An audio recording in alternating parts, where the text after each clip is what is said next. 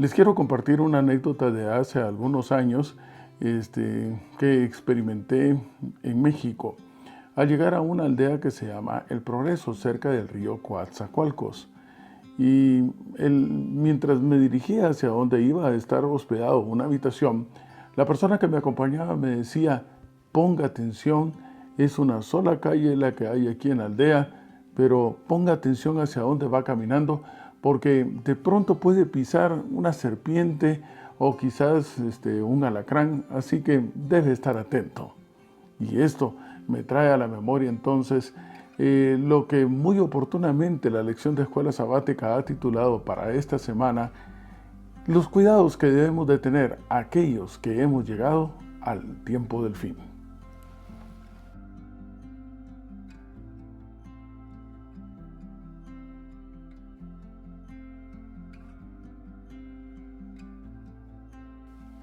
Y me encuentro en el Nuevo Testamento sin perder lo que traíamos de hace un par de semanas en el libro de Salmos. Estoy en el libro de Salmos en el capítulo 119 y el verso 105, un verso por demás conocidísimo.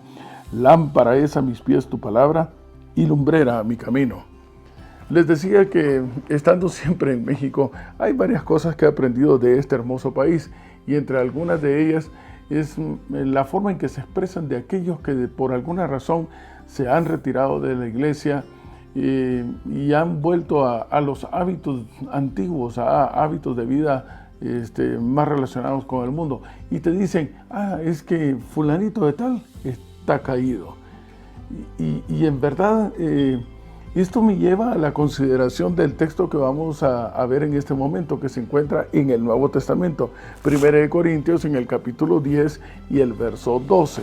Así que acompáñenme porque es una de las bases para el estudio de esta semana. Estoy entonces en 1 Corintios en el capítulo 10 y el verso 12. Y la palabra de Dios dice: así que el que piensa estar firme, mire que no caiga. En verdad que el término está caído es muy bueno, porque por no estar atento hacia dónde debe estar viendo, se tropezó y se cayó. La misma experiencia de Pedro, que perdió en determinado momento la vista sobre Jesús, y entonces al ver hacia abajo se hunde en el agua, se cae, se derrumba él mismo. Esa es la pregunta que surge de este texto. Sí, mire que no, pero mirar ¿a quién? ¿A quién para que no caigas? ¿A quién debes de mirar? Puesto tus ojos fijos en Cristo. Y esta es la razón también por la cual la palabra de Dios nos presenta de que en medio de este camino de oscuridad debemos de tener entonces lámpara a nuestros pies y lumbrera a nuestro camino. Es la palabra de Dios, que es el texto que nos sirvió de entrada para la reflexión de esta oportunidad. En el tiempo del fin, la pregunta que surgirá en base a no caerse está relacionada íntimamente con el libro de Apocalipsis en el capítulo 6 y los últimos versos, que también la semana pasada hacíamos referencias a ellos. Nuevo Testamento, Apocalipsis, capítulo 6. El contexto que estamos estudiando en este momento, a la luz del verso 16 del capítulo 6 de Apocalipsis, dice: decían entonces aquellos que se verán perdidos a los montes y a las peñas: caed sobre nosotros, escondednos del rostro de aquel que está sentado sobre el trono. Pero especifica de la ira del Cordero. O sea que, en otras palabras, el que esté perdido habrá tenido un conocimiento específico de que ha rechazado a alguien, al Cordero, a la única opción de salvación, a Jesús, nuestro Salvador y nuestro Redentor. Insisto en decir que el vocablo ira implica rechazo. No es un enojo, no es un encolerizado, no es aquel que entonces por estar sacado de sus casillas está actuando de forma inconsciente. El vocablo ira implica escondernos de aquel que nos ha rechazado porque nosotros previamente le rechazamos a él. Escondernos del Cordero. Y dice la palabra de Dios en el verso 17. ¿Por qué?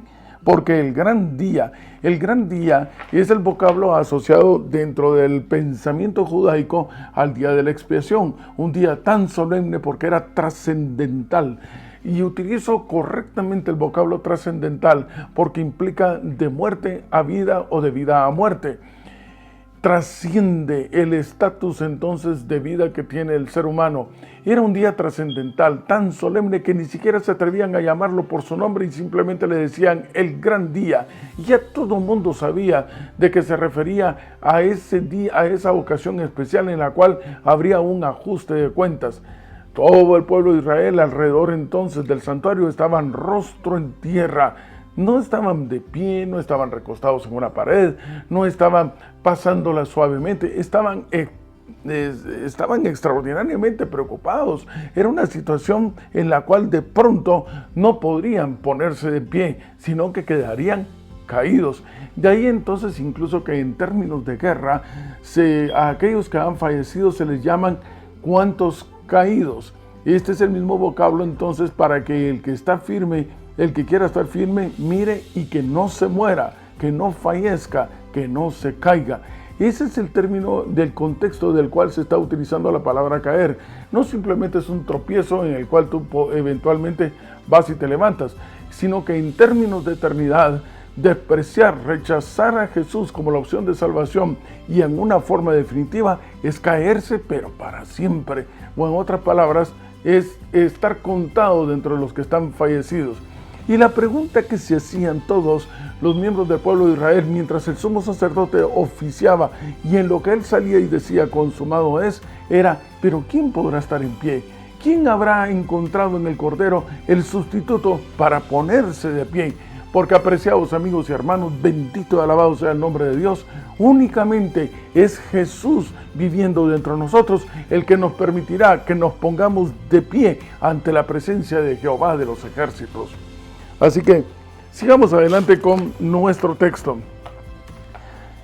Dentro del contexto de quién podrá estar en pie, analicemos algo que es lo que eventualmente puede botarnos. ¿Cómo serán las condiciones en el tiempo del fin? Pues bien, la palabra de Dios dice en Mateo, en el capítulo 24, un texto que ha sido utilizado muy astutamente por el enemigo para dar un mensaje totalmente distorsionado. Estoy en el capítulo 24 de Mateo, el verso 38 y 39. Y la palabra de Dios dice, pero como en los días antes del diluvio, estaban comiendo y bebiendo, casándose y dando en casamiento. Tomen nota qué es en los primeros aspectos que señala aquí el apóstol. ¿Cómo eran esos días? El primer punto que se observa es el de la comida y el de la bebida. Apreciados amigos y hermanos, hoy en día, sin duda alguna, incluso los negocios muy importantes se cierran en una mesa, en un restaurante, con comida. Siempre la celebración, todo gira alrededor de la comida, incluso durante un velorio, el nacimiento de un bebé, la celebración de cualquier eventualidad, gira alrededor de la comida. Muchos acuerdos importantes se rigen alrededor de la comida. El enemigo lo sabe y ha distorsionado entonces la correcta forma de la alimentación de nuestro organismo para que nuestro cerebro esté distraído haciendo cosas que fisiológicamente no le deberían de corresponder, tratando de metabolizar un alimento que fisiológicamente no está diseñado para ser consumido por nuestro organismo y que de una manera extraordinaria, porque no ha sido creado para morir, viene y se adapta.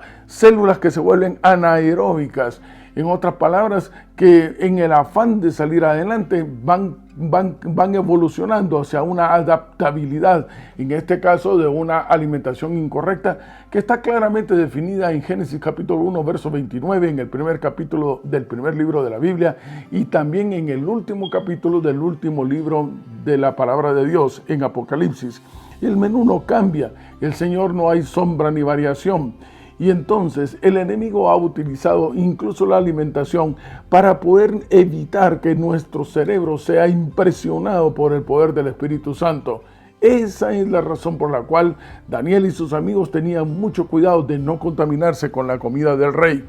Pero este texto, y estoy siempre en Mateo capítulo 24 y el verso 38, Dice la palabra de Dios que esto era hasta el día en que Noé entró en el arca. Noé entra en el arca, ha estado durante 120 años anunciando que vendrá un diluvio, un fenómeno desconocido para los de la época, pero el verso 39 es el que ha sido distorsionado por el enemigo.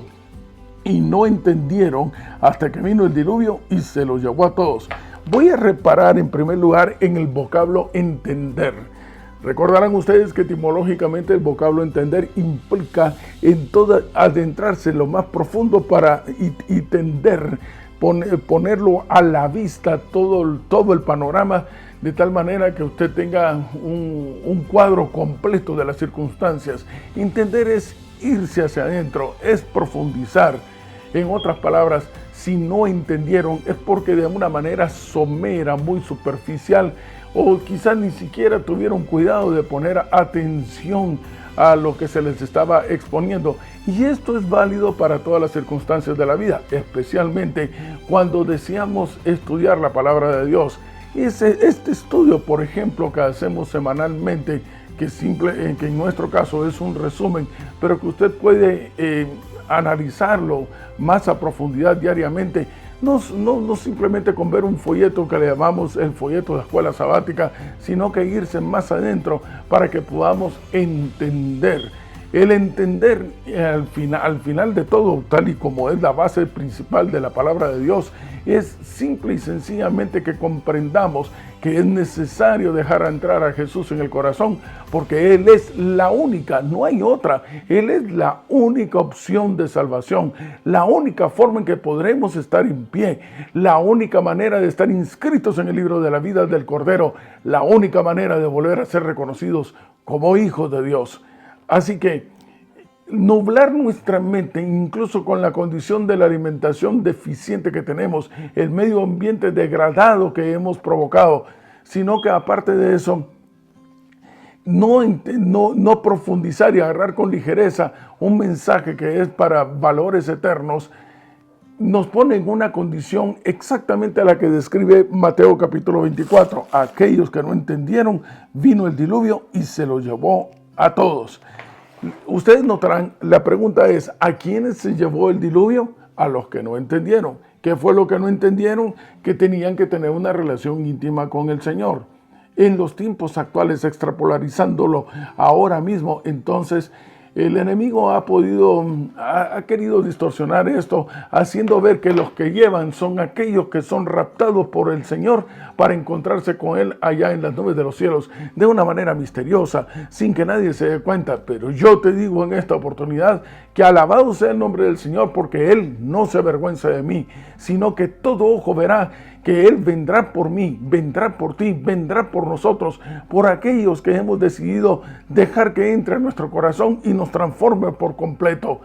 ¿A quiénes entonces, dentro del contexto correcto que es el verso que utilizan, es este? ¿A quiénes realmente se lleva? A aquellos que son para destrucción. ¿Quiénes son los que quedan? Quedan aquellos que son para vida eterna.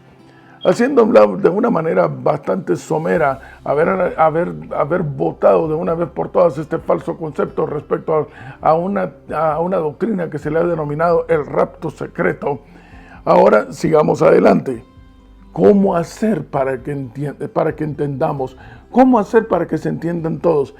Apreciados amigos y hermanos, si nosotros hacemos un derroche de exposición y de conceptos técnicos teológicos respecto a interpretaciones proféticas, pues probablemente aquellos indoctos, los que están iniciándose en el estudio, pues van a estar perdidos, no van a entender. Pero tal vez entonces, sin duda alguna, nuestra iniciativa como evangelistas del tiempo del fin debería de ser considerar a cada una de nuestras almas, en primer lugar, haciéndole ver de que no hay una excusa para decir que no es posible que la salvación del Señor llegue a Él, porque más bajo que el ladrón en la cruz no podrá estar. Así que si vamos a la raíz de lo más bajo, el ladrón en la cruz, el más indocto, el más inculto, el que tal vez no puede tener no saber de terminologías de las raíces griegas, hebreas y arameas, sin embargo, aún así logra entender lo más esencial. Grábame en el corazón recuérdate de mí cuando vengas en tu reino. Ese es el punto, establecer esa relación íntima con el Señor. Eso es lo que debemos entender.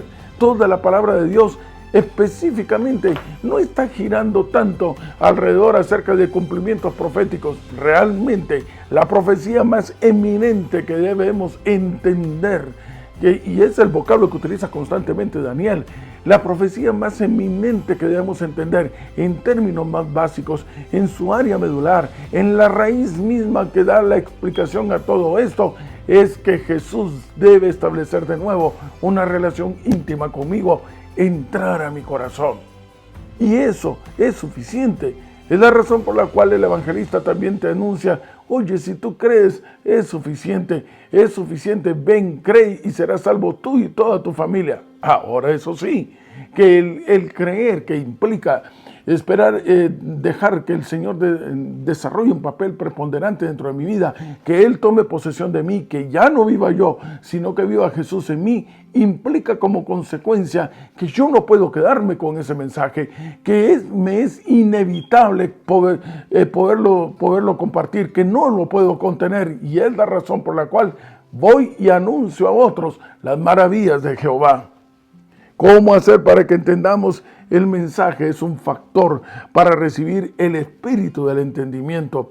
Tú puedes explicar cualquier cosa, asombrar con un conocimiento que nadie comprenda, que sea pasajero, que hoy lo escuchó, mañana ya lo olvidó porque simplemente no lo logró entender.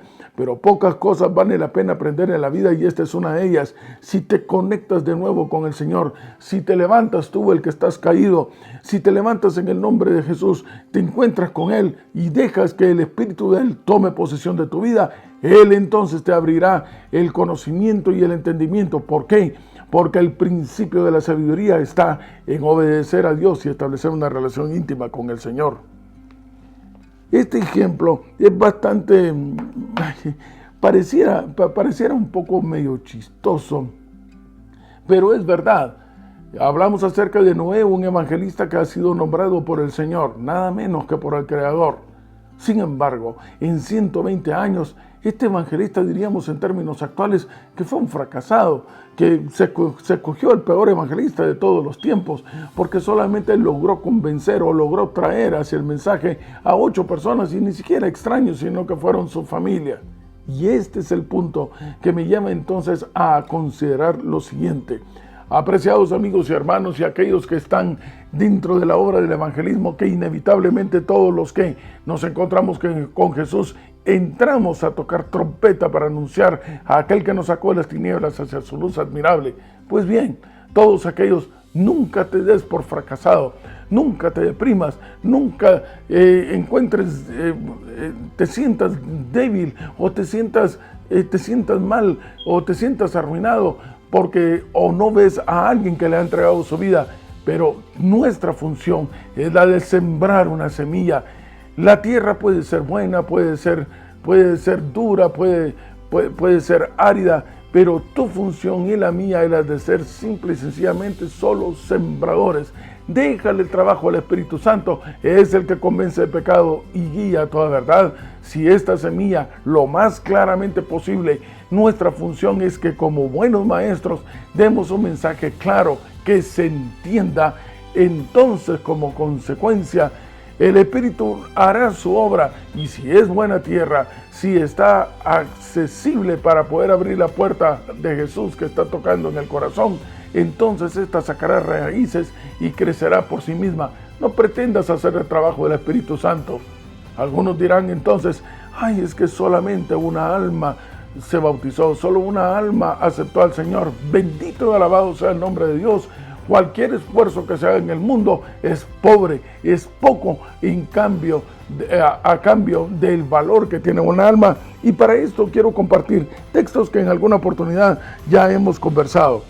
Dice La Pluma Inspirada en un libro, Testimonios para la Iglesia, tomo 2, un alma salvada para vivir durante todas las edades de la eternidad, para alabar a Dios y al Cordero, es de más valor que millones en cualquier moneda. Las riquezas se hunden en la insignificancia cuando se las compara con el valor de las almas por las cuales Cristo murió. Cuando nosotros valoramos el alma, no a la luz de un dinero que se esté invirtiendo, sino a la luz del sacrificio que implicó la salvación de esa alma, y vemos y volteamos nuestros ojos hacia la cruz del Calvario, entonces nos diremos cuán poco es el esfuerzo que se ha hecho. Si queremos conocer el valor de un alma humana, debemos mirar con fe viva a la cruz y así comenzar a estudiar cuál será la ciencia y el canto de los redimidos por toda la eternidad. Un alma es de más valor para el cielo que todo un mundo de propiedades, casas, tierras y dinero. Debiéramos emplear nuestros recursos hasta lo sumo para la conversión de un alma. Testimonios Selectos, tomo 4. Apreciados amigos y hermanos, ¿por qué es tan importante entonces? Así como valoramos la eternidad de nuestra vida, aprenderemos entonces, al ya no vivir nosotros, a amar como el Señor nos ama, con ese amor que es de tal manera, un infinitivo, al punto de que entonces veremos en otras personas no lo degenerado que el pecado lo ha llevado a estar, sino veremos en él a aquel por el cual el Señor vino a morir. Sí, es cierto, viene un juicio, viene un ajuste de cuentas. Es necesario que haya un límite, un hasta aquí a este mundo que no por mucho tiempo podrá seguir subsistiendo en estas condiciones. Es necesario que las cosas vuelvan a ser buenas en gran manera, cielos nuevos, tierra nueva, una población nueva, porque ya no vive la vieja manera de vivir, sino que ahora vive un nuevo hombre transformado por el poder de Dios. Pues bien, ese juicio, yo te tengo la noticia, tú podrás estar en pie, no estarás preocupado y estarás seguro de que tu nombre está inscrito en el libro de la vida del Cordero, porque ese juicio está a favor de los santos del Altísimo. Y eso es lo que dice la palabra de Dios en Daniel, en el capítulo 7 y el verso 22, que es el texto con el cual concluiremos nuestro estudio de esta semana. Daniel, capítulo 7, verso 22. Hasta que vino el anciano de días y se dio el juicio. ¿A quiénes se dio el juicio? A los santos del Altísimo. Llegó el tiempo y los santos recibieron el reino. La pregunta que surge aquí no es qué terrible viene un juicio. Aquí la pregunta es si tú y yo pertenecemos al grupo que va a ganar ese juicio, a los santos del Altísimo. La palabra de Dios dice en Apocalipsis 15:4, ¿quién no te temerá, oh Señor? Y que solamente tú eres santo. ¿Cómo llegamos a ser santos tú y yo? Gálatas capítulo 2, verso 20, el verso en el cual gira todo el mensaje del evangelismo. Cuando ya no vives tú, sino que vive Jesús en tu lugar, el santo hace de tu cuerpo un templo para Él, un santuario, un lugar en donde solo puede habitar Él. Ya no vives tú, vive Él en nuestro lugar y nos convertimos para la honra y gloria de Dios en santos del Altísimo. Bendito y alabado sea su nombre, porque en su amor inmensurable, ese que es de tal manera, se fijó en ti y en mí, más que microscópicos en el universo, para que simple y sencillamente volviésemos a ser llamados hijos de Dios. ¿Qué otro Dios como Él? ¿Qué Dios como Él que se ha fijado en nosotros para permitirnos por la eternidad que estemos juntos alabando su nombre?